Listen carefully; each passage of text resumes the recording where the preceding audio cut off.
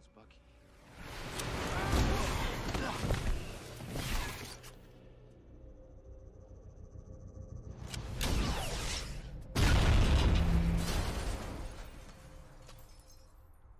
Roger, let me know when you're ready.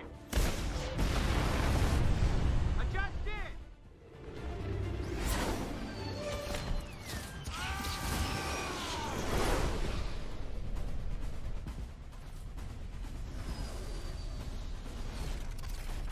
You know, you're a lot heavier than you look. Had a big breakfast. Steve!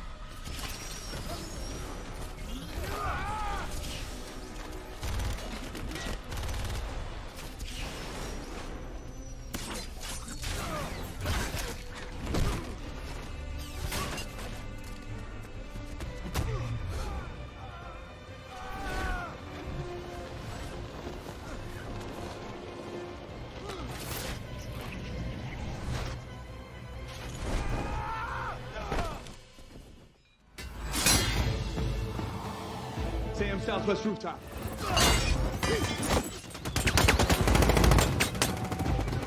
Sam, got him.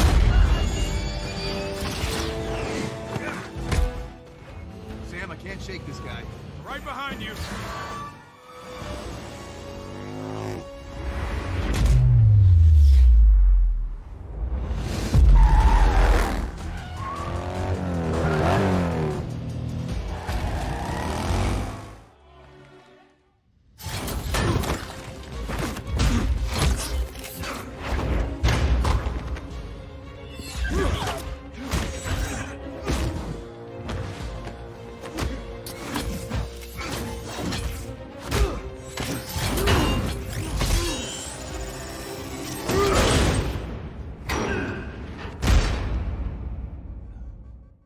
Their most elite death squad. More kills than anyone in Hydra history. And that was before the serum. They all turn out like you? Worse. The doctor, could he control them? Enough.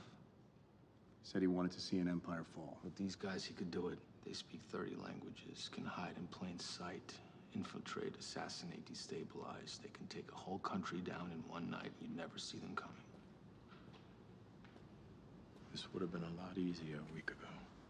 If we call Tony, No, he won't believe us. even if he did, Who knows if the Accords will let him help?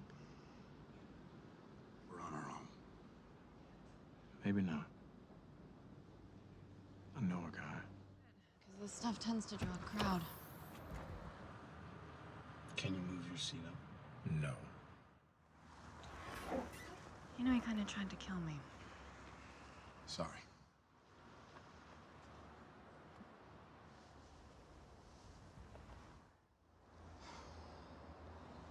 That was... Late.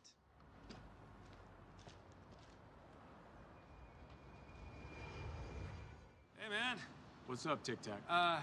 Good to see you. Look, what happened last time? It was a when great audition, but it'll never happen again. Yeah, well, what else is new? We should get moving. Got a chopper lined up. We found it. The Quinjet's in Hangar 5, North Runway. What the hell is that? Everyone's got a gimmick now.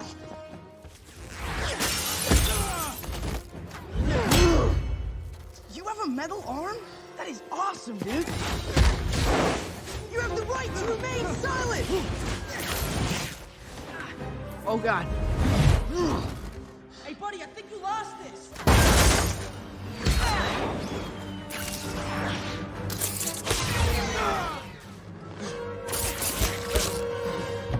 Those wings carbon fiber? Is this stuff coming out of you? That would explain the rigidity-flexibility ratio, which, gotta say, that's awesome. I don't know if you've been in a fight before, but there's usually not this much talking. All right, sorry, my bad.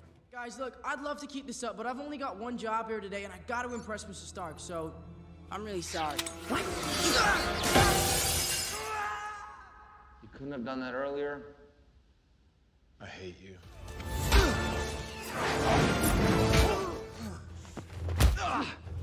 I didn't kill your father. Then why did you run?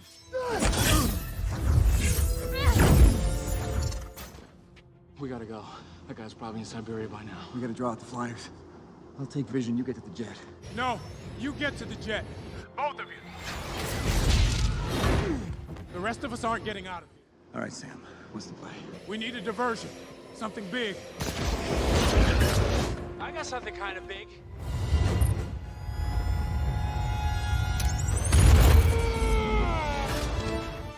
I guess that's the signal.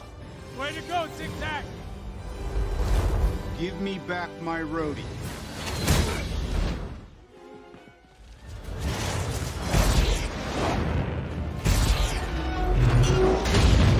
I'm open to suggestions.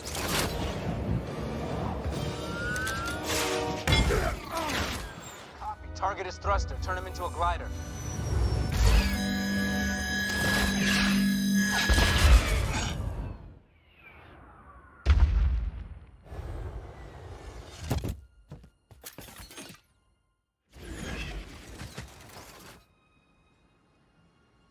Sorry.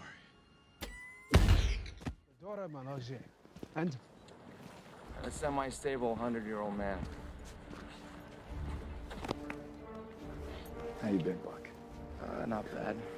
For the end of the world. Hey, Cap, we got a situation here.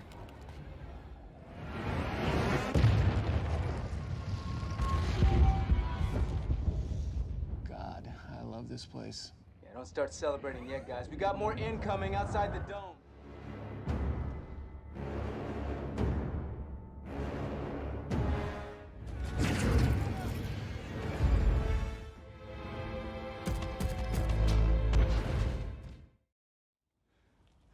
Captain Sam, can you hear me?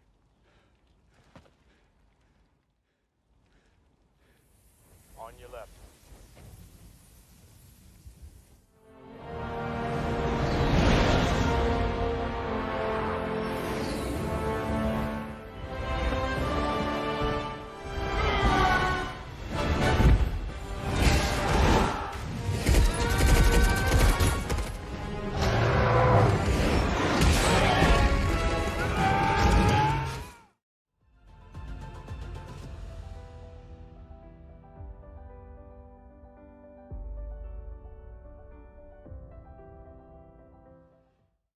If you want, I could come with you.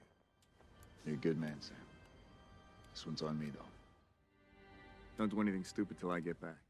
How can I? You're taking all this stupid with you. It's gonna be okay, Buck. Sam.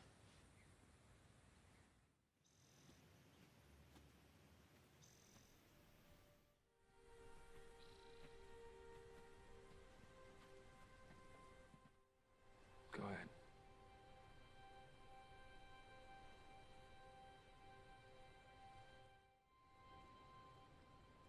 Hi, Sam.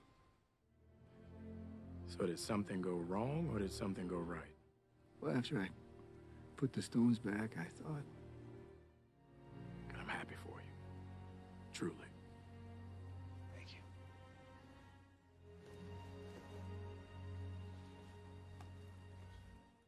Try, Norm.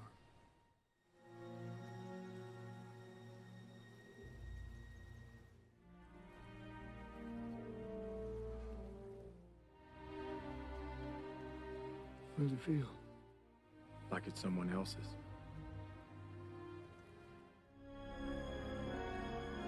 I'll do my best. That's why it's yours. You want to tell me about her? No. No, I don't think I will.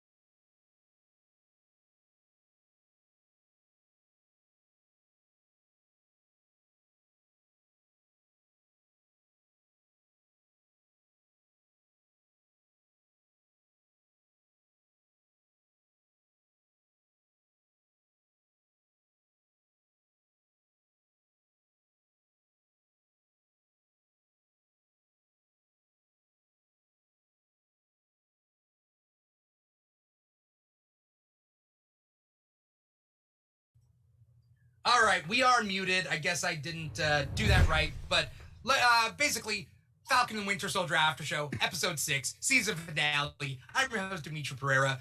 That's co-host Paul Lau, and also Amanda Castrillo, who I just asked how you're doing, and you answered with, you're doing all right? Yeah, I'm all right. I'm awake. All right. That's good. That's the Spark Notes, I guess, for the last minute that I looked like an idiot without audio. We are streaming to 4 different platforms right now, as we tend to do with the Keeg shows that we do. But our main platform is volume.com/The Keeg Show. That is the chat that you can see literally in this window. That's the chat. It's coming from volume.com/The Keeg Show. Volume.com is a streaming platform for performers, artists, musicians, so on and so forth. We're the niche geek content on this platform. So I'm happy to be there. They treat us right. We treat them right. But wherever you are watching this, like, follow, subscribe, do all that sort of thing. We are going to be talking about this episode and the season finale and what we hope is to come, so on and so forth. But I do see all the chats out there, so don't worry. Caged a Savage. I see you out there. It's Smitty. I see you out there. Okay. Yeah. I see ya. And we will get to all of that soon enough. Amanda, because special guests aren't on every episode of the After Show, like this is your first Falcon and Winter Soldier After Show episode, what were your thoughts going into this episode? Like, what did you hope would happen? Okay, so I definitely hope to see Sam's new suit. I was like 99.9% sure that what was in the box was a suit from Wakanda, which, like, I'm so happy that it was. It was so dope. Right. Yeah. I also wanted to find out, like, who the power broker was. And again, it was like, I was right. It was Sharon. It was pretty obvious from, like, the past couple of episodes that she was kind of up to some sketchy stuff. Right. And I was also hoping that it wasn't going to, like, rip my heart out. Right. I cried once. I cried at one part. I cried like 3 times, but I'm also like a wimp, so I cry at everything. And I was just sitting there. I'm like, oh my god, I hope nobody that I love dies. I hope that Isaiah's okay. Like, I hope. I'm sitting there hoping for the best and like planning for the worst. And I was pleasantly surprised. I was crying happy tears. I wasn't like sobbing because I was like supremely upset, which is a good thing. So yeah. And also, like, I was like really curious to see what was going to happen with John, but I have feelings about that. I do have some feelings about that, and we will get to that. So, like, I feel like each character we do need to talk about. We need to talk about the plot and everything. I see everybody out there. Let's see who's out there.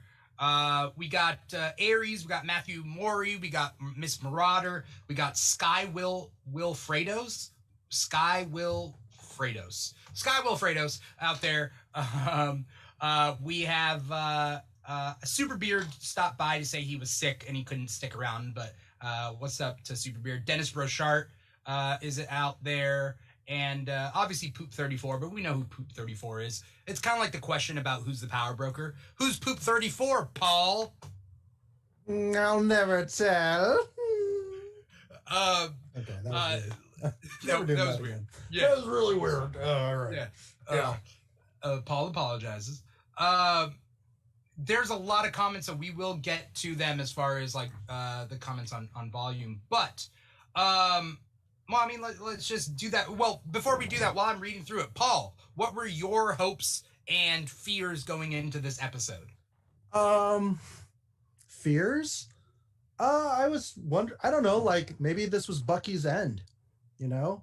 That, because like he's not going to be taking the mantle of the captain, and we don't really know what he wants to do after this. So that was like a 2%, 3% chance of that happening. He's half the reason people watch this show. I every time I think it's going to be the slow build up, it's never that. Every episode has been just jump in, like cold water in the morning. And this was definitely just like that. I'm disappointed that the power broker was the power broker, because then I have questions about why would you lead them to your scientists? Yeah. That really kind of, I don't know. I wish I could say this was like my favorite episode. Everything with Isaiah Bradley. I mean, I'm glad he got to come back one more time. You know. Yeah. That was great. Yeah. Yeah. In my opinion, there was a lot of things here that like I really did like and I was looking forward to, and a lot of it came true and it was great. And at the same time, some of these things fell flat, which we will talk about. Miss Marauder says that she would like a formal apology from the people who told her that Sharon can't be the power broker because the Flag Smashers are the enemy of the power broker last week. And Dennis Brochart in the comments says he apologizes. He thought she was going to be undercover. This was so much better, which is also interesting. Let's talk about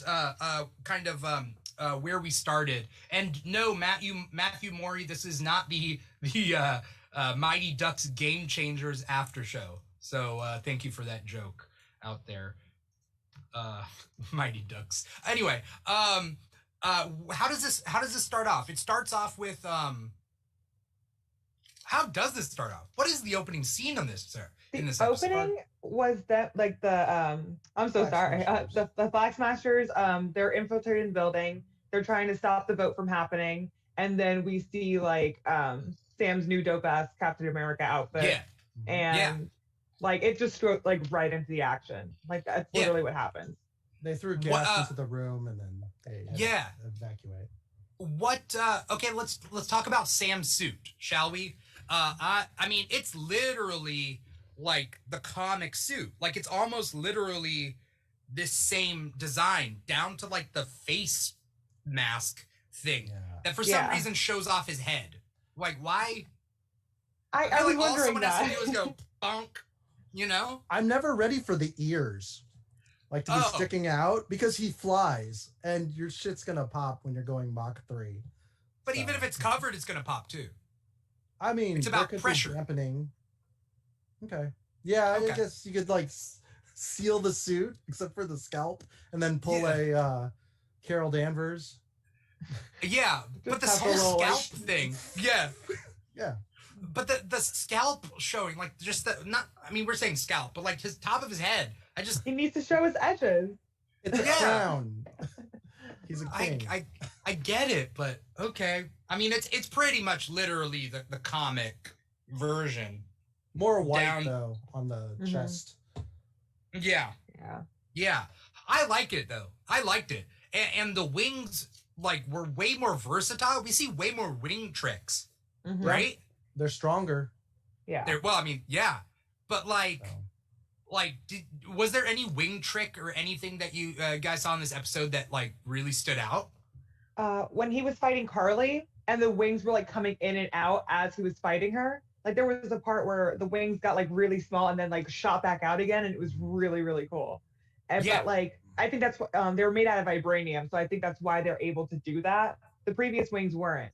So now they're a little bit more versatile and diverse, and they can move in ways they weren't able to before. Yeah.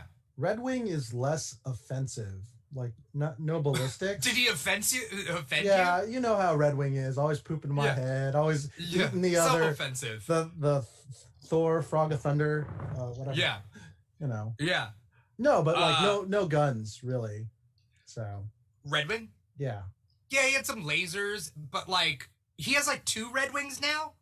Is that like? Yeah, that was, like, you can just put little rockets on stuff and then. That was an Iron Man move, right? Yeah. Yeah. The tech's very familiar. Yeah. Which is whatever. It's Wakanda. Sure, he's a genius. Yeah. Miss Marauder says planting them into the ground when he fought Carly. Yeah, when it planted into the ground and he blocked with the shield. Yeah. That was super cool. Not something that we've seen before. And then also he takes the full force of a falling helicopter at a certain point, right? Where the helicopter's flying and then he puts the shield up, his wings wrap around the shield, and then the helicopter just bounces off of him. I was so worried. It was like he doesn't know if it's gonna hit a car or not. Like whenever I see scenes like that where I'm like, they're so bold, but at the same time the cars are like perfectly spaced out so that nobody gets hit. But I'm like, what if a car was just like still there? Yeah. What if some guy? What if just like a person was like, oh, I think it's safe to cross here, and then they like walk or don't walk. Oh, walk. Okay, and then a helicopter bounces off a shield and falls on you. Yeah. The Winter Soldier is tons of that. Cars not being able to stop during a chase scene or a fight scene. You know that helicopters, they don't need the propeller on the center. They can control their like landing without the rotors spinning. Where? In a helicopter? In real life helicopters. Oh, really? Yeah. So when he when the whatever, the flag smasher and the helicopter grazed the police copter, and then the fire started coming from the turbines. I guess you're supposed to shut off the turbines and then just do a controlled crash or landing. So at a certain point, I think. Anyway, it's realism. I would like to fly in a helicopter at some point. I've never flown in a helicopter. I don't know if you guys have. Have you two? I haven't. Flown in a helicopter? No. Yeah. Line tours? No. I'm low-key kind of scared too. Yeah. Same here. Miss Marauder says the face part of Sam's costume looks a little goofy, but she can appreciate the comic accuracy. Also, his head's got to get cold. Dennis Burchard says helmet. Yeah, his head would get really cold. He's like going super fast, flying in the cold New York weather, and it would just like freeze up his head. Matt Morey says when Sam is Captain America in the comics, does he keep the wings? Yeah. He does. Here's the thing though, is like, so Sam is essentially Captain America that isn't as strong, but he can fly instead. Whereas Steve Rogers can't fly, right? Is that like the basic like power set? It's like a shield in flight or shield in strength. I mean, I think Captain America is more of like the mantle itself is more of like the morale of the person, which is why like John Walker wasn't like a good fit like at all, because we see like even without like the super soldier serum, he still had that like very down to earth, very like I want to help people attitude, and that's kind of what Cap is supposed to be about. It's less so about strength and more so about like humility. So I think no matter what skill set the person has, I think it has to do with their mindset. Yeah, and I mean that's definitely like why Sam is Captain America, whether people like it or not, is because of the spirit of the character, the personality of the character, and that's why like John Walker I hated from the start. I'm like, just because you slap a suit on. I mean, Sam says, he goes, what did he say? I'm not a super soldier. I don't have blonde hair, blue eyes. Yeah. And I just thought that was like very indicative of like, we want our country's savior to have blonde hair, blue eyes, superhuman. Well, he literally Sam isn't. Yeah, he literally said he was a black guy in Stars and Stripes. Yeah. And then he's like, I see you all staring at me. Yeah. So I was like, all right, kept it real, you know. Yeah. There's a lot of things that this series did not shy away from that I thought they were going to, you know? And they said some things even in this episode there, I was like, you went there, and that's great. You know? And I think this episode also solidified for the people that were like, oh, why is everything political? Why do they have to make everything political? It was political from the start, homies. Like, this whole series literally started off telling you what it was about. And if you choose to ignore it, that's on you. But the series, like, from the get-go, told you what it was going to be about. And it didn't shy away from the hard topics and the hard, like, subjects that might make people uncomfortable. And sometimes you should be made uncomfortable. Sometimes you should be made to reflect on your actions and be made to reflect on what's going on. Because, sometimes it is political and sometimes it is, like, actually what it is about. And you ignoring it doesn't make it not about it, you know? Yeah. Right. So many people were talking about it on TikTok and people didn't want to buy it. And it was like Miss Marauder saying that like she likes that Sam had to say it explicitly so that people can't ignore it or pretend it's not a thing. But like it sucks that if it isn't explicit, then people are like, no, you're reading too far into it. It's like, no, this is what, like, even from the get-go, like the whole GRC, the whole premise is political, right? So, Isaiah Bradley's character in itself should tell you what the show is about. You have to be ignorant to not understand what the show is about. Right. Like, you have to be deliberately just closing your eyes and ears. Right. Yeah. I mean, Sam. Oh, go ahead. Oh, no. You go. I was just going to say Sam talking to Bucky about what it really means to make amends is like, or you're not out there to avenge, you're there to amend. Amend, like, yeah. Just like how you actually go through things by facing them head on and helping, being of service is just better. And you're familiar with the Holy Fool? The What's the Holy Fool? In literature, there's always some like child telling the emperor he has no clothes, and that person is like considered a fool but speaking truth. And essentially Sam is kind of like that. Well, because it's because when someone's underestimated, is that what it is? A lot of people are like politically they can't give you a straight answer, but Sam is just like, look, he's not rich, you know, he's got personal struggles and he has endless empathy, and he's just telling people there's suffering out there. The Buddha's story is kind of like that. It's just like, like help people, don't treat people like this. He even compared them to like Thanos, like a crazy alien, and like you now know what it's like to have nothing or to almost have nothing. That whole speech, so good. I want to do a shout out just because I think it's funny. We got Lamont Hobbs in one of our chats saying, I guess we don't respond to the chat, unsubscribe. I'm sorry, Lamont. Did you have something really important to say? Let's see. I love the show, but the last episode pooped the bed.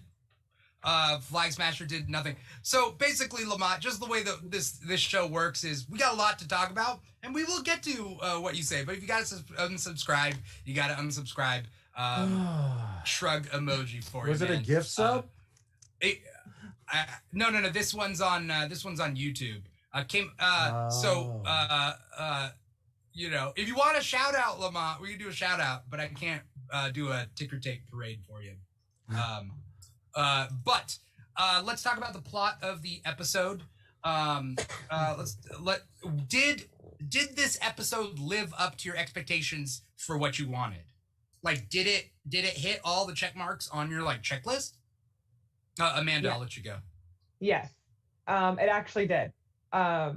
Because I expected, like, I'm allowed to spoil here, obviously. It's fine, right? Yeah. I'm like, okay. What kind of show would this be? I don't know. Some people are like, but like, I fully expected Carly to die. I didn't think that she was going to make it past the series. Right. Like, right. I fully expected her to go down with her cause.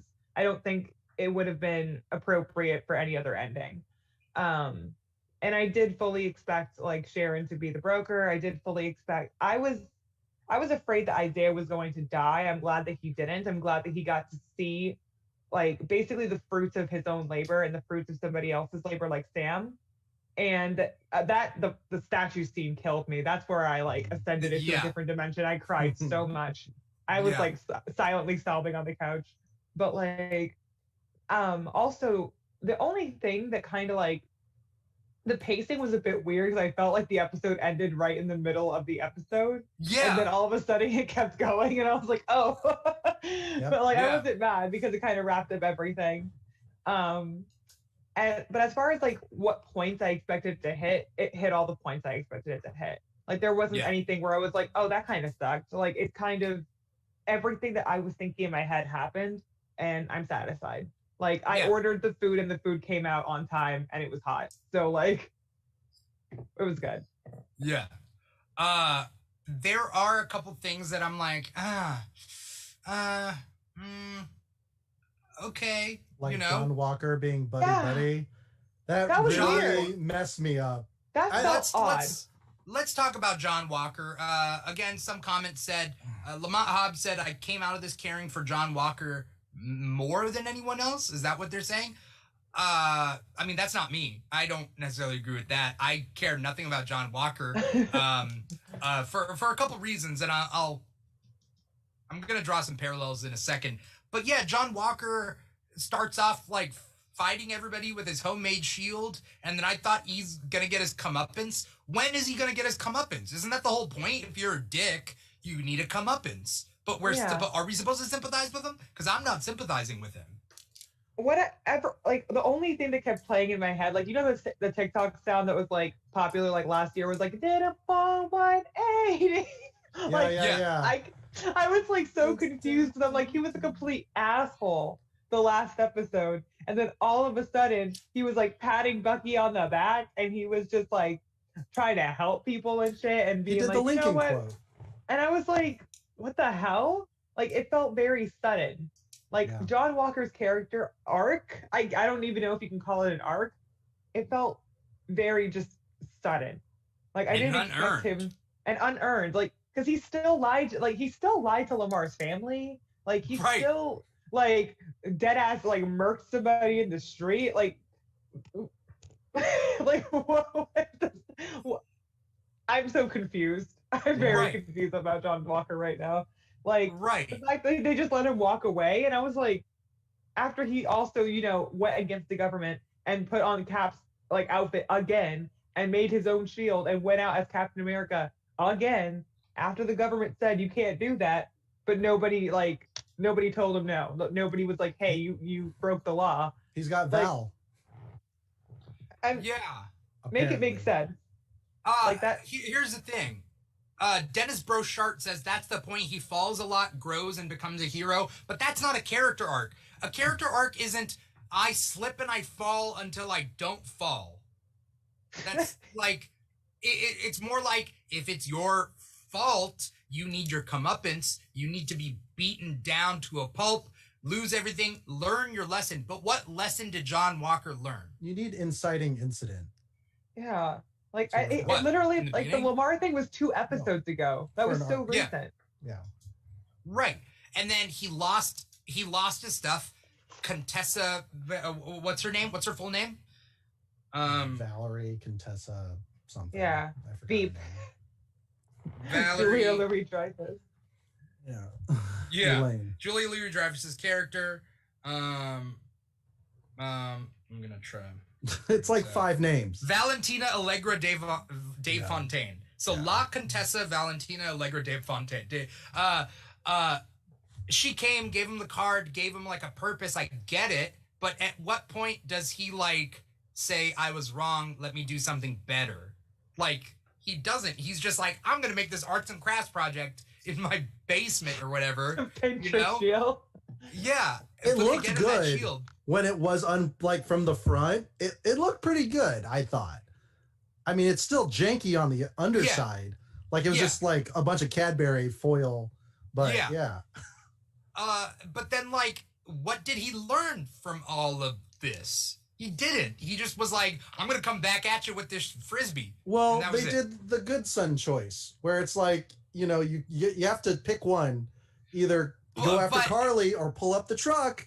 And I he's don't like, buy it though. I don't buy it because before it, when that truck was on fire, he was still chasing Carly, and Carly was doing kicks to his face, and like he didn't go and save. He went so far away from the armored cars to fight Carly, and then Carly had to like drive it off a bridge or whatever that thing was. You know? We don't know the super soldier strength variants, right? Yeah. Like Bucky is technically weaker than the new wave, the second wave super soldier, or third wave, I guess. Maybe. I don't know if it's actually been said, because there's so many different super soldier serums now. I know, because the Korean War with Isaiah Bradley and his squad, that was a different strength. Yeah, they all had different ones. Right. Can you guys still hear me? Yes. Okay, cool. Because like there was something wonky happening with my headphones, and I was like, "Oh, did I break them?" But we're good. No, you're good. Yeah. It's Smitty says if John saved the people in the armored car, then I'd like him more since he went to save the people rather than trying to kill Carly. Yeah, he went to try to kill Carly first. He didn't go and save the armored car until it was right there on that, like, oh no. I think he thought he had more time.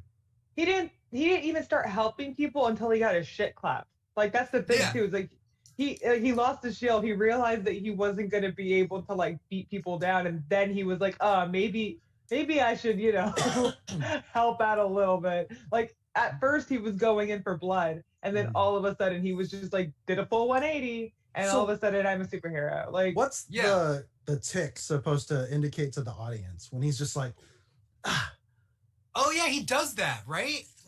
He did that when he was dressed as U.S. agent, right? At the end, he did a tick. What's that tick? It's supposed to be PTSD, I assume, but it reminds me of Harry Osborn in the third Spider-Man, where he's kind of like dopey and dumb. What? And he's talking to like the dead ghost of his father? No. When he's in the third one, when he's just like, "Hey there, Petey. Yeah, we're just best buds, aren't we?" After he like hits his head and he's all after he loses his memory. Yeah, he's all cheesy. Oh my God. He's all weird, and that's kind of like what I get from this is like the Oh yeah, I forgot about that part in Spider-Man 3. But okay, yeah, it's a forgettable movie. Spider-Man 3 was a lot of things at once.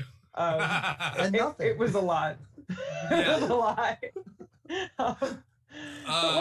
That was the biggest thing. Like John Walker, I feel like his character toward the end made like little sense, and that's like one of my biggest complaints with the series, where like he went from being this complete asshole to all of a sudden like buddying up. Like if I was Bucky, I'd be like, get the fuck away from me. Like you just like I think the intention was forgiveness because they were forgiving Carly mid-fight. Yeah. Falcon was not being an aggressor. And like I kind of like that, except that John Walker has been a giant monkey wrench the entire operation. Stay away from it. You're not helping. Like he was always the aggressor too. Like he was always trying to square up, always trying to fight people.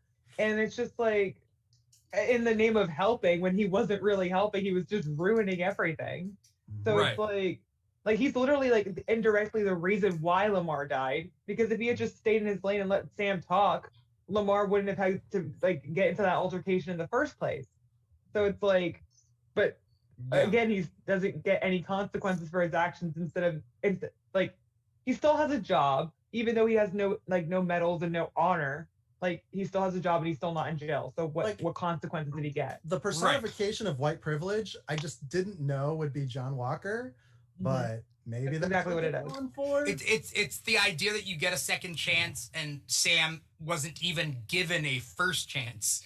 Like Sam had to take his chance. He wasn't given a first chance. Walker's given a second chance. At least at not going to jail. General Kratos says this series is the sequel to Loki series. Sharon Carter is Loki in disguise. Although I do not buy that theory. Let's talk about Sharon Carter. Let's talk about Sharon Carter, who I just realized sounds like Aaron Carter. It does. I just realized that. Why? I mean, okay. Aaron Carter beat Shaq. Yeah, because Aaron Carter, he told us about the time he beat Shaq. At what? At basketball. Aaron Carter had a song that it was called and that's how I beat Shaq. And it's a whole song about how Shaq came to the basketball court and he played Shaq and he beat Shaq at basketball. That was just the song. Anyway, regardless, that's neither here nor there. Sharon Carter being the power broker. How do you feel about that? Because that's also another thing that I don't like. But okay. How I understand what would make that happen. You know what I mean? Right. Especially since she was basically excommunicated from everyone. She couldn't go back to her home. She couldn't do anything. She was basically just a criminal for years and had to make a living and be on her own and protect herself somehow. So putting herself in a position of power was the best way to protect herself, because if she's the one that's calling the shots, then she's a lot less likely to get hurt. So I do understand why she would go down a more villainous. I don't even want to say, I don't know. It's kind of a villainous route. Because literally you see this at the end, especially when you see the after credit scene, and she gets her freedom, and apparently that was all she wanted, but no, she goes right back to being oh, now we have an end, now we have all the secrets and the weapons and all this, and I'm like, girl, you just got your freedom, you can stop. But she's not gonna stop. And she's gotten into this mindset of she's gotten good at it and she's been doing it for a while, and that's what she's gonna keep doing. So I understand why she's gotten into that mindset, especially after years of not being able to be just free in her own country. So I understand why it happened. I'm low-key kind of excited for it because you don't really see a character go from like being a good guy to like fully turning into someone that could be an antagonist. And I'm kind of excited for that. 6 minutes ago, on Facebook, Cami Sandoval says, and I'm sorry, Cami, I empathize with you. She says in all caps, "I need a Disney account, please help." Cry emoji. Oh. And I'm sorry. It's like, this is a good show. People should have Disney Plus. I'm sorry, Cami. The mouse is right in Dimitri's backyard. You can't compromise the safety, especially now. But thank you for watching the after show, I guess, for a show that you didn't watch. But hopefully this is, we'll fill you in. You don't even need to watch the show. We'll just talk about what happened. Okay. Dennis Brochart says she was building that empire for 5 years, right? I think more than 5 years, because there's the years she's on the run after Civil War. Which and was then in 2015? Yeah, plus 5 years, plus 6 months past the snap or the unsnapping or whatever is now. So 6 months plus whatever was between Civil War and Infinity War, and then 5 years. You know, what year is so it it's about now? 7 years. Yeah, because like what year is it now in the MCU? Because 2023, I think. Yeah, and then Civil War was in 2015, right? 2014? Civil War was no, it was late. It was 2015. 2015. So it's like I'll look it up. Yeah. So she's like worked 8 years, almost 10 years. 10 years, really? Like almost 8 years. So it's like she's almost been like doing this for a decade. 2016 is Captain America Civil War. So 7 we're years. dealing with 4, 5, 6, 7. Yeah. Yeah. Which is still a long time to be on the run, right? 7 years is a long time. Yeah, and You get so accustomed to like a whole new lifestyle. And it's understandable. She didn't change. Here's my thing is like I can understand if her motivation for being the power broker is to keep an eye on the bad guys. She's still being a good person and like doing her thing that way. But like again, yeah, you're right, Amanda, is that like in the end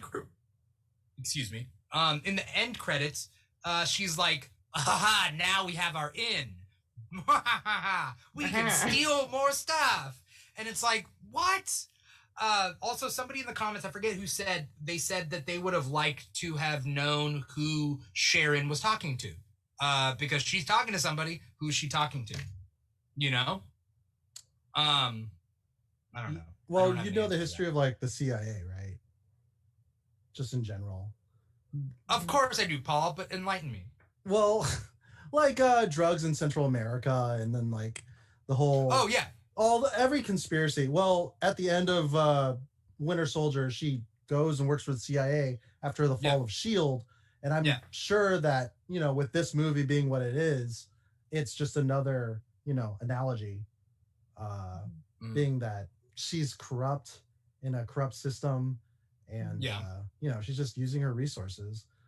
Like after the snap, it just turned into anarchy for a lot of people, Yeah. And that's the result of destabilization. But now though, she could come back to being, she's, if she's allowed back, what's the problem? I think the problem is like, sorry. I was just gonna say she doesn't hate it. That's all. Yeah. Like she's been doing it for so long and she's been accustomed to it and she's like good at it. And also, I don't think it's going to be so easy to just be like, okay, I'm done now. Bye. Like, she still has connections to people that are pretty dangerous. And I think if she completely cut ties, that could be dangerous for her as well as her family. So she's already gotten into like this criminal underground. It's going to be really hard to get out, especially when she's been doing it for so long and she's been so used to it that it's become like a part of her life. So, like, people change a lot in like 2 years, imagine 7. So, right. I fully believe that she just got immersed into it, and that's just what she does now. That's her thing. Yeah, she has trust issues. Yeah, for good reason. This is what I saw though. Because in the comics, like Sharon Carter is Steve's like one true love, like Peggy's dead already, and like he doesn't go back in time. So like in the comics, Sharon Carter and Steve are like the one true pairing, right? And she does certain things that are like secret agenty and like doing kind of covert stuff that like Steve's like, what are you doing over there? She's like, nothing. And then like it turns out like she has like her whole teams of like people. But I feel like because Steve had his thing with Peggy in the MCU, it's like, what do we do with Sharon? Do we need her? And then they were like, let's just turn her into a villain. And I just thought it was lazy, you know? I'd much rather they turn her into a villain than just stick her aside or like make her a love interest or some shit. Like I like the fact that they did something other than like what they normally do. So like, yeah, at least she has some kind of plot for herself, which like that's more than I can say for a lot of characters that people just forget about. But like, I do like the fact that she's kind of an example of like how a bad situation can turn a good person into like a not so good person. Like how some people don't make it out unscathed and some people don't make it out better than they were before. Some people make it out worse. Some people make it out like they make it out the villain instead of being the hero at the end. Yeah. So it's a realistic scenario. She's Carly Morgenthau's future. Mm-hmm. If Carly didn't get... Yeah. I hate that Sharon doesn't have any powers. Like, all she has is a gun and money. Yeah. And I mean, I don't that's know. power in itself. Don't get me wrong, that's power, but she had the serums and stuff and was like, I'm not going to take it yet. I'm not going to take any of this stuff. Yeah, she's not taking it. She's offering the serums to other people, but she never took it. Yeah, I don't... As far as we know. But yeah, here's the thing, though. Is Sharon too far gone to come back and be a hero again, let's just say? Do you see that in her future? This was supposed to come after the Black Widow movie? Black Widow is a prequel. Kind of a prequel. Is it a prequel? Yeah. It's like an in-betweenquel. It's an in-betweenquel, but with flashbacks and stuff. Black Widow is supposed to come out first, then Falcon Winter Soldier, then WandaVision. It was supposed to be kind of in that order. Okay. And then Shang-Chi, I think. But like, but the point being is like, yeah. So what was the question, Paul? Well, Black Widow, because Amanda was asking, is she too far gone? I was asking that. But you were asking that. Sorry. Yeah. But Black Widow did tons of horrible stuff. And then the Winter Soldier, obviously, did tons of horrible stuff, not under his own volition. So I don't think so, especially like since we got like the story of like Wanda and Pietro, where like they were literal like Hydra terrorists and they still ended up Avengers. So like, well, Wanda did, Pietro, but I think Pietro kind of didn't make it out of the movie. but I don't think that Sharon is too far gone because of what we've seen other characters do that is like beyond worse. So I don't know if she's going to like redeem herself and become a hero again, but I don't think it's out of the realm of possibility. I think that she could like kind of rise to the top again and kind of flip the script and become like the Sharon that she was before. Maybe not exactly the same, maybe like kind of hardened and changed, but like not the one that's like, you know, selling weapons to war criminals. Right. Yeah. I can't get over that part, you know? Like, what do you... There's no... Well, Stark Industries is doing that, too. Yeah. Oh, yeah? Yeah. Mm-hmm. And but then not Tony in a redeemed. ha-ha-ha way, right? Yeah. Isn't the intent... The intent is important, right? Like, Sharon knows, like, what she's doing is wrong, and she's just like, all right, power. She's the power broker. You know, isn't that the theme though in comic book movies? Is that non-powered beings tend to have no responsibility or obligation to being good?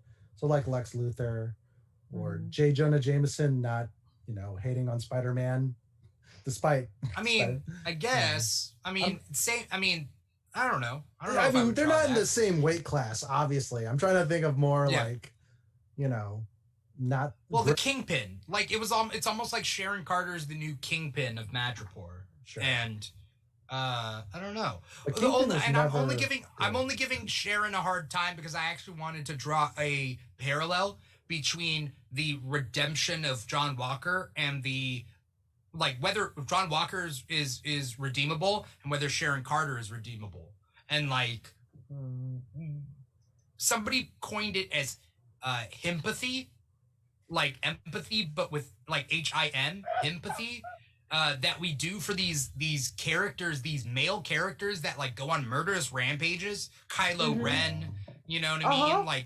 There's a lot, right, where we're no, but they can be better and they can change. They'll be the hero again and save the universe again. But it's it doesn't make up for the fact you murdered a bunch of people in Kylo Ren's story. But then in Walker, he killed one person, that we know of. But the point being is he redeemable? Is Sharon redeemable? Why are we thinking that Walker's redeemable, but Sharon isn't? Or is it, I actually went on a full-on rant about that when it came to, because I had been talking about WandaVision during its run and also kind of the aftermath of it.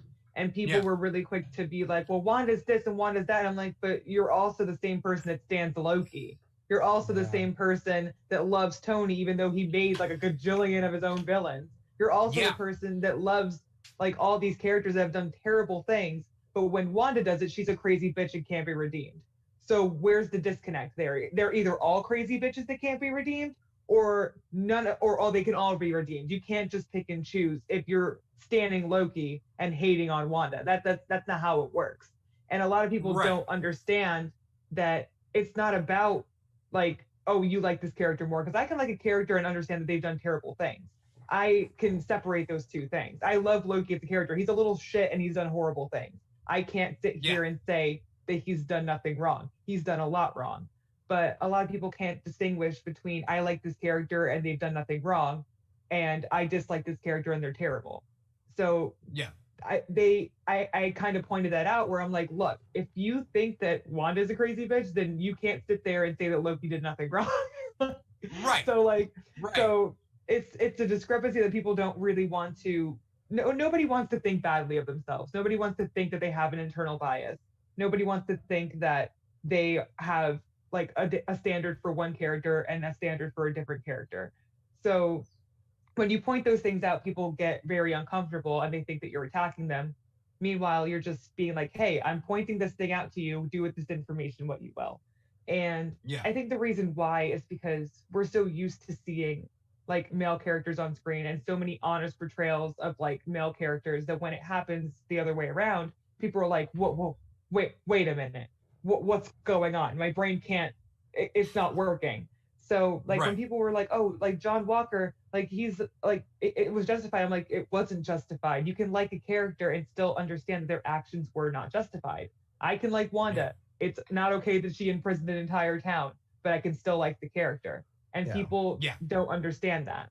So you should hate Professor Xavier for doing the same shit when he freezes people. Exactly. But I think that's the thing, is some things are more visceral, when it comes to the horrific thing they did. Mm-hmm. So if you're sucking someone's energy, or if you're, going into their mind without consent, Professor Xavier. Yeah, killing their Uncle Ben. I don't know. It just depends on what hits you harder. And I get that as a fan, but you're right. With nuance also comes reflecting on your own personal biases. Mm-hmm. And we definitely have a patriarchal society. Well, I mean, that's literally the definition of kind of the application of privilege is these are as many chances and options given to you. We essentially think of superheroes as a male space. A male space, superheroes are superheroes. Superheroes are men. Men obviously save people. Men obviously are the strongest heroes, blah, blah, blah, blah, blah, blah, blah. And then when Wanda comes in and tries to challenge that, people are you're not as strong as Doctor Strange. Also, you're bad. You're done bad. No more chances. And and it's what? How many times does Tony get second chances? You know? Exactly.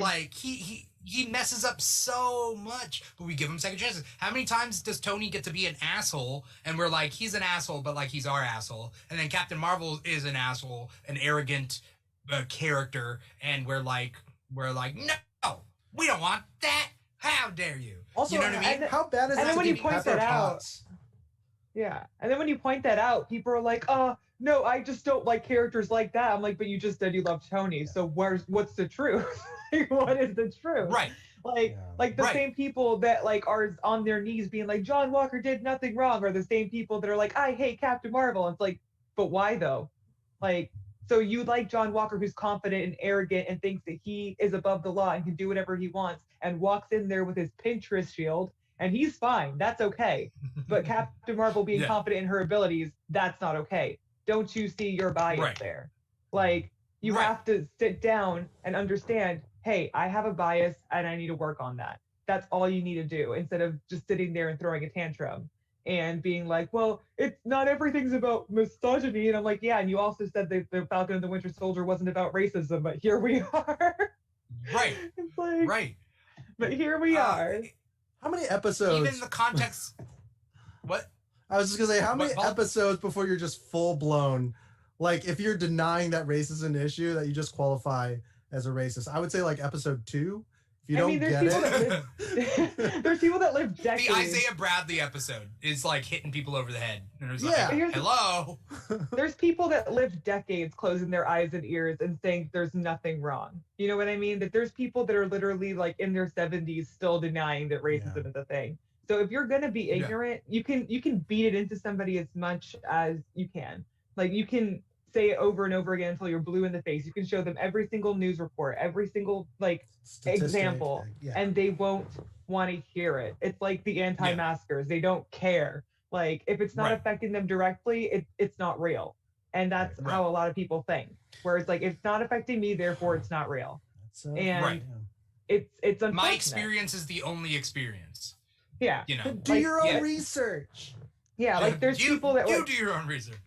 Like, where like if I say something and they're like, well, I'm this and I've never experienced that, I'm like, yeah, that's you. Like, just like if you've never broken your leg, that doesn't mean that other people haven't broken their leg, you know? Yeah. Like, people can't think beyond their own scope of like thinking. They can't think beyond their own experience. And it's very important, because you can't grow as a person if you can't look beyond your own experience. Yeah. Right. And again, in the context of the show, like, Isaiah Bradley was never given any chances to be Captain America. Sam, never given any chances to be Captain America. John Walker, given a chance to be Captain America right off the bat, and he messes up and they don't throw him in jail. So he's given a second chance at freedom just to be a normal person. And, I mean, he doesn't even take that. He's like, I'm going to just get back out there. And he gets no consequences for that either, even though it was literally illegal for him to go out his cap again. And he still did it, and nobody arrested him. He got no repercussions. Meanwhile, Isaiah ended up in jail for the majority of his life for saving his friends. And nobody gets they don't understand that John Walker is literally the human embodiment in that show of white privilege. And Isaiah is the example of what it is like to be an oppressed group. And it literally does not compute in their head. He broke the law again, and he got to walk away and get a new cool suit with his wife and have a life of his own after he broke the law again. And his wife and him are so in denial too. They're just like, this is a new beginning, honey. And it was like, what? Like, what? A new beginning? You murdered someone last week. Right. I mean, he probably killed people on his 3 tours, right? Yeah. Yeah, he did. That's how you get medal sometimes. Yeah. Oh, he had the battle star under his shield when he was fighting. It took me a second to realize what that was. Was that what that was? I think For Battlestar? Yeah, that's for Battlestar. Oh, all right. So it's kind of a revenge, but for good reasons. But there's never a good reason for revenge. Half-baked character, and I'd like to see, because I do want to talk Thunderbolts. Whether this could go in the Thunderbolts direction as people say or as people want. Miss Marauder says, I think it was his Medal of Honor. Smitty says, I don't want her, being Sharon Carter, to become good again because we barely saw her being the bad guy. The only thing we know are stories about the power broker in Madripoor. So I think what he's trying to say is we didn't really see her be the bad guy per se. So, you know what I mean? Like, what's the worst thing she's done as power broker? I don't know. But that line was so hokey, like you said. We got access to everything. The candy store is open. Woo! Yeah. It's like, whoa. DC is back, baby. I always bring that up because somebody brought up the Snyder cut being like God's gift to people, I guess, and somebody was like the Snyder cut's amazing. DC's back, baby. And I'm like, oh, okay. I don't know. Oh no. What was I gonna say? Oh, do you guys think that this is gonna go in a Thunderbolts direction? Is that kind of what we're seeing with Contessa and U.S. Agent and Zemo? Oh, Zemo's butler blew up the remaining 3 super soldiers. I wish Zemo's butler was the that power was broker. crazy. I think that would have been so.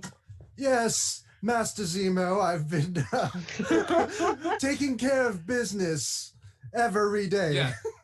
Oh my god. I love how he just looked at the news report and he was like, oh, they passed away. Aw.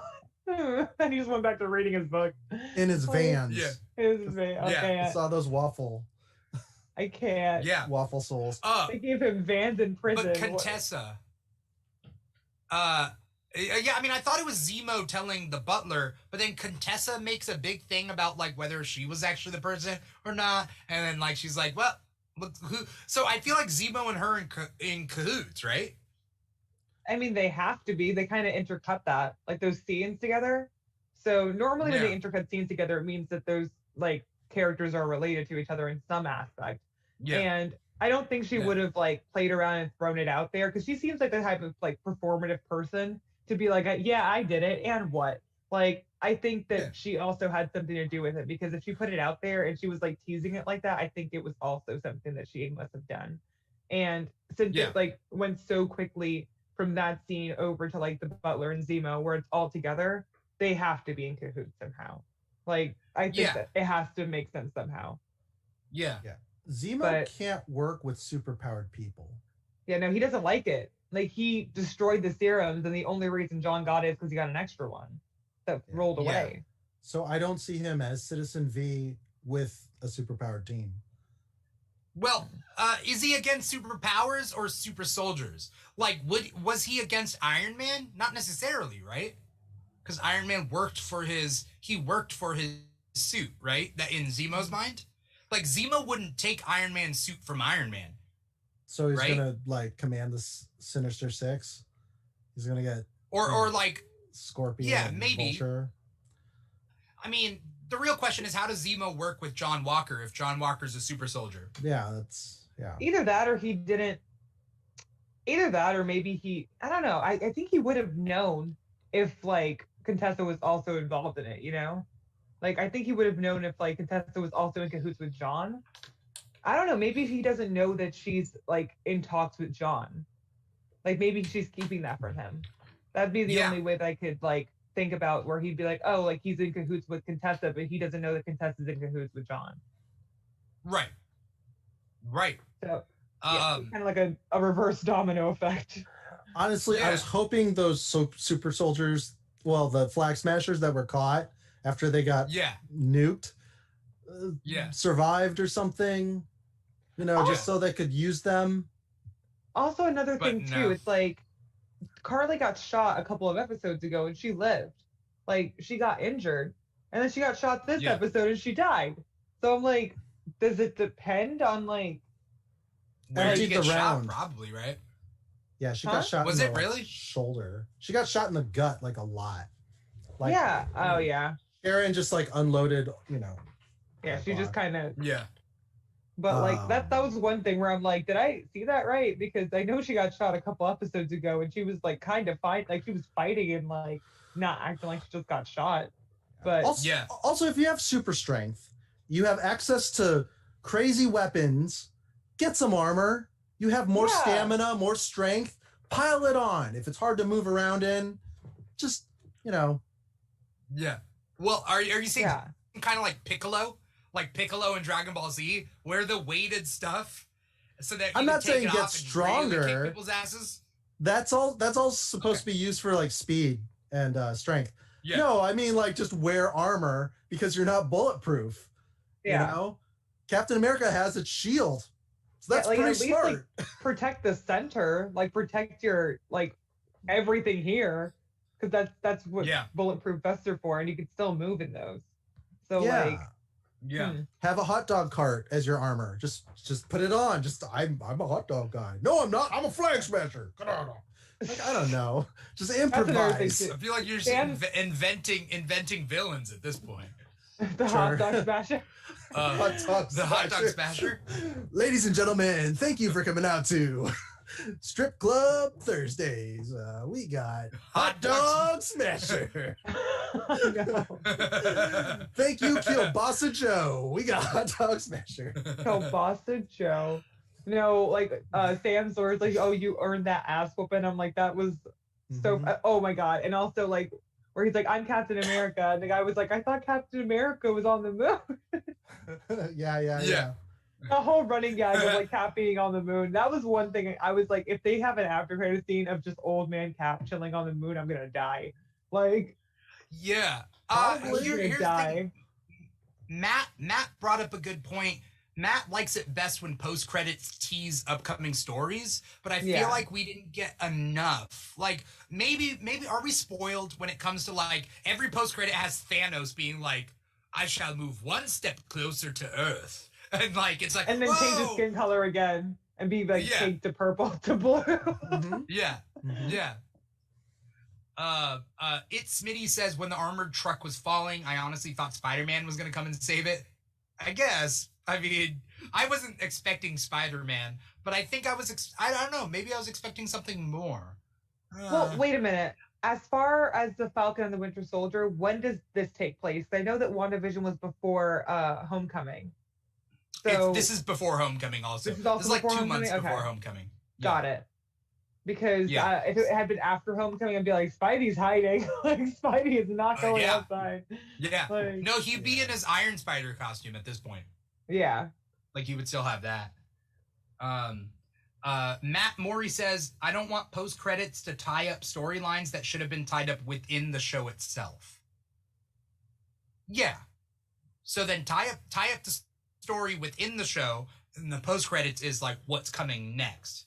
That is kind of what we're used to. And yeah, I get that. We understand the production issues and the order, and then the editing by not having, was it tuberculosis was supposed to be the thing that killed Mama Donya Madani. Mama Donya Madani. Yeah, there we go. Yeah. Meow meow? It's Smitty corrected me. Yes, I always get these two names mixed up because they're always home related. Far From Home is 8 months after the unsnapping. Oh yeah. And that's what I meant. Homecoming is before Infinity War. Like everything. Yeah. And then after Endgame is Far From Home, which is 8 months after Endgame. There's just a lot of homes. Yeah, Bucky is full step. And then there's going to be No Way Home. And then there's going to be No Way Home. Can we talk about Bucky in full stepdad mode, looking on all proud at Sam, and then letting the kids play on his arm? So good. That's so cute. And like the proud smile that he had at Sam, I was just like, this is prime, like, bonding. I love this. Like, the therapy worked. I am so happy for Bucky. Yeah. Oh no, I did cry at that part. What's his name? What's the guy who lost his son? Kenzie? What was his name? Oh my God. Yeah, no, I forgot his name too. And then he didn't get his date. He didn't get his date with the girl. I mean, that's really awkward. So yeah, like, oh yeah. Yeah. I got something in Louisiana. That guy, like a little side. It was so sad, and it was just like. Yeah. I wish I got Sarah. Yeah. But like, I wish we spent more time with that scene, even a minute longer.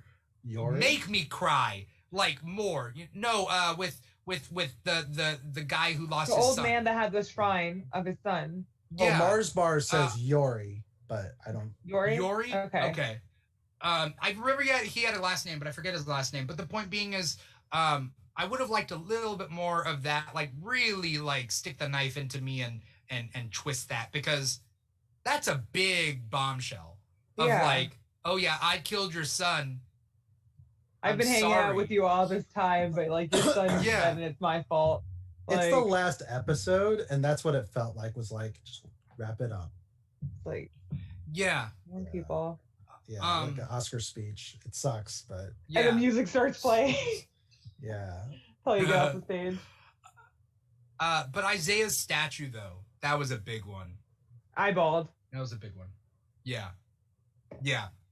I'm just glad he wasn't right about them going after him. Mm-hmm. Because he was so paranoid about that. That he'd be killed now. I think that's the thing, though. Once you go public with that statue, he can't be killed. Right? Because now he's a symbol. Now he's a symbol. He's old. He could die of natural causes. Right. I mean, that you is... could fake his natural causes. And we know super... Yeah. You can fake his natural causes. It'd be suspicious as hell. Yeah. Like, it would still be very suspicious. Like, I don't think Sam was lugging around trees. Did you see that? Mm-hmm. Yeah. Like, I was like, go Isaiah. He's like... He lives. He was... Yeah, he's doing his thing. I love when they do that in Marvel. It's like, oh, he's carrying something heavy. Yeah. I love that, though, because it casualizes, like, casualizes, is that a word? I don't even know. It's too... It works for me. I don't know. Yeah, I'm cool. Add it to the lexicon. Yeah. But it's like, it kind of, like, shows the functionality of, like, their powers. You know what I mean? Yeah. Like, they're not just used for fighting. They could just be used to lift something really heavy. Like, in like, The Incredibles, where, like, Elastigirl... like goes underneath with the vacuum and she uses her her stretching ability, and like when Mr. Incredible like lifts the couch so she can get under it. Like it's a practicality, and it's like, oh, I love that, because people do that in everyday life. Like when they have a skill, they just use it. It's Smitty says, what do you think Bucky's future looks like? White Wolf maybe, or is he gonna be the Clint of the series now? What does it mean, the Clint of the series? Like, he doesn't matter anymore? With an N. Matter? Is that the joke? I guess. I don't know. The Clint of the series. The Clint of the series, yes. But is that the joke, that, like, Clint doesn't do anything? He won't have his own movie. Well, Wave 1 and 2, he wouldn't have his own movie. He just shows up as, in an Avengers movie, essentially. Is that what... Okay. Is that what he's saying, the Clint of the series then? Like, does Bucky matter in the whole scope of this new Captain America that is Sam? I think so. I definitely think so. Because, like, the thing about Bucky, like, you even see, like, how much he struggles with his own identity now that Steve is gone. And he even tells Sam, he's like, if Steve's gone, like, that means, like, I don't know what that means for me anymore. You know what that means? Like, you know what I mean? Because he just had this whole like identity crisis, because he's just like, okay, Steve is gone, the person that saw good in me is gone, so does that mean I'm a good person? And now, like, at that moment too, where he like sees Sam fly down in his suit, and he looks so proud and he looks so happy, because it looks like now he kind of has that reassurance that there is someone out there that sees good in him, and he can be a good person, and he can continue to be a good person even if Steve isn't around. Because they reiterate that multiple times, like Steve is gone, you need to find your own purpose.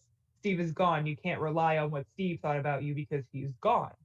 And like, I think, especially like when we saw that whole scene where he's no longer under the control of the Winter Soldier, and he just cries and has this moment of relief when they say the code words, and he doesn't lash out, he doesn't fight, and he's just so happy and relieved. And I do think that he has a purpose, because we saw him go through all this stuff and saw him go through all this stuff against his will. And then he finally like made amends with all those people. And I think he has nowhere else to go but up. Like, that's where I think Bucky is going, where it's like, he has nowhere else to go but up. Yeah. Miss Marauder says, oh, sorry, what was that? Oh, yeah, and as far as Clint is concerned, I don't think Bucky can be the Clint of the series, because Bucky's had so much development, and Clint was just randomly given a family. and that was his development. Given a family and murdered people in Japan, and that was his development. Gotta keep fridging wherever you can. Or snapping and dusting. Gotta make orphans out of some people somehow. Smitty says like he's gonna go settle. He's gonna go settle and go away from the action, but help when they call for him, as opposed to always be around. I mean, it's possible, but I think like Bucky is still co-workers. Like Miss Marauder says, yes, they're co-workers, and Miss Marauder says, and he's obviously sticking around since he's gonna be Sam's brother-in-law, and so.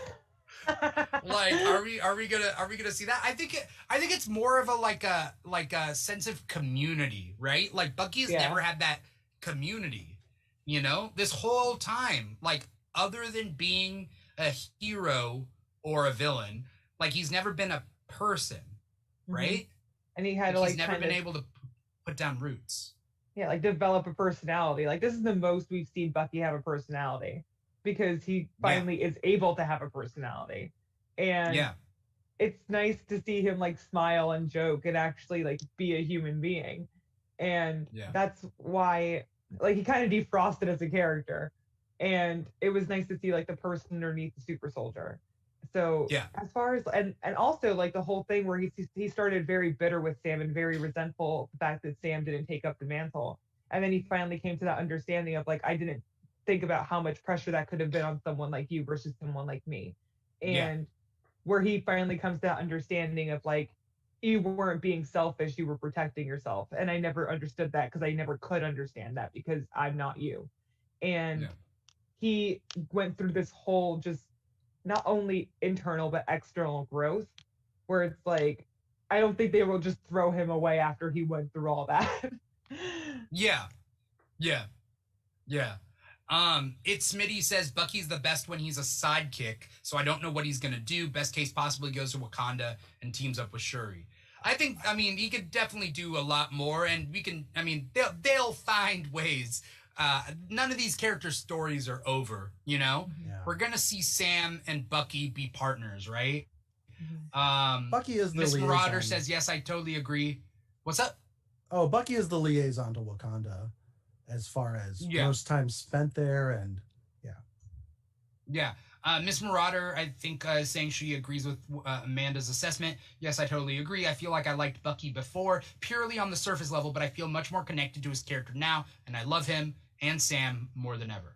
You know, I think this show has definitely given a chance to and WandaVision too is to given screen time to these characters that wouldn't have gotten screen time or didn't get screen time, right? And then we all took for granted. We're like, Falcon is just Falcon. That's all Falcon needs to be. And Winter Soldier is just Winter Soldier. And, Wanda's that magic girl. That's it, We find out that these characters are way more. Season 2, they're talking about it, right? It should be taking down... They haven't said anything about... Yeah, it should be taking down Sharon Carter. But here's the thing, it wouldn't be Falcon and the Winter Soldier because he's no longer the Falcon. That's true, he's Captain America. And it's like, I don't think they changed the title to Captain America and the Winter Soldier. I think the Falcon and the Winter Soldier was its own arc. Like, it's its own contained miniseries, like WandaVision was. And maybe they'll show up in other, like, MCU projects as, like, the, like, Captain America and the Winter Soldier. But I don't think like the Falcon and the Winter Soldier is going to get another season. Somebody said the end title was Captain America and the Winter Soldier. Really? Was it really? Did I not notice it? Oh, the two. I didn't notice that. Yeah. There you go. You're like, okay, interesting. I didn't see that. That it would have been right after like the whole scene about like with Sam and Bucky and Sarah and like the family and whatnot on the ship in that area. And then it goes to that title. So said it like 2 or 3 times. All right. Miss Marauder says, yep, I screamed at my TV. So I missed that and I get it now. I'm excited to see where this goes. But I'm glad that we got a series out of it, and it was a different ride than WandaVision, but I'm happy for both of them. Yeah. Both shows. I'm excited for Loki. And I'm excited for Loki as well. That's going to be interesting. Loki's going to be a mind trip. So, you know, we will see how that goes. Thank you, everybody out there, to the audience out there for watching us, watching this episode of the After Show. You are probably watching us on one of these many platforms that we're streaming to. Obviously, our main platform is volume.com/The Keeg Show. But no matter what platform you're watching on, please like, comment, subscribe, do whatever it is people do nowadays. Follow, you know, that, so on and so forth, and help support the Keeg with just a number. It's, you know, it's just like one more to our follows or subscribed. Thank you, Paul, for being co-host of this whole season and doing your part to make the show better. And Amanda, thank you so much for coming on the show, staying up super late. I know it's different, but like, I think the finale was worth it, you know? Yeah, definitely was. Yeah. Thank you. Before we get going, I was gonna say Mr. Plow. Paul, Paul, plugs, announcements. Plug? Do you have any plugs, any announcements, anything to say? I'm fine. Okay, cool. You could see Paul's social media there on the display there. Amanda, do you have anything you want to plug? Anything you want to say? You know, anything coming up? Well, thank you guys for having me on. I've never been on a podcast before, so this is really cool. And, all right, first time. Yeah, first podcast. And I have a lot of nerd content, so if you like nerd content in general, anime, Marvel, Star Wars, follow me at Amanda Just Vibin' on TikTok and the Amanda 2D on Instagram. And yeah, that's all I gotta say. What was your TikTok again? Amanda Just Vibin'. Your Amanda Just Vibin'. Okay, cool. Yeah. I didn't display your TikTok, but next time you're on the show, and I will get you back, I'll make sure to put your TikTok on the display. Right. No problem. All right. Thank you guys so much for watching. Thank you, Paul. Thank you, Amanda, for being on this episode, or in Paul's case, on this season. Follow, follow, subscribe wherever you're on social media with the Keeg. We're on TikTok at the Keeg Show, Instagram at the Keeg Show. We got obviously we're on volume.com/the Keeg Show. We're on Twitch, so on and so forth. Tomorrow night we got another episode of the Keeg back. We're playing the Pokemon drinking game. It's Pokemon Ruby Sapphire. We've already played the other two generations, but we're gonna get drunk and play this board game that is the Pokemon drinking game. So stay tuned. And then on Saturday, we are talking about Mortal Kombat. So if you like Mortal Kombat, stay tuned on Saturday. We're going to do a live stream for that. Thank you, everybody. Farewell. So long and farewell. We will be back with this after show when Loki starts back up again. And we'll do the same thing there. But I will miss everybody, but stay in touch. And again, we still got a whole bunch of shows that are weekly. So, you know, we'll see everybody. Other than that, once again, this was the Falcon the Winter Soldier After Show. I'm your host, Dimitri Pereira, and peace out.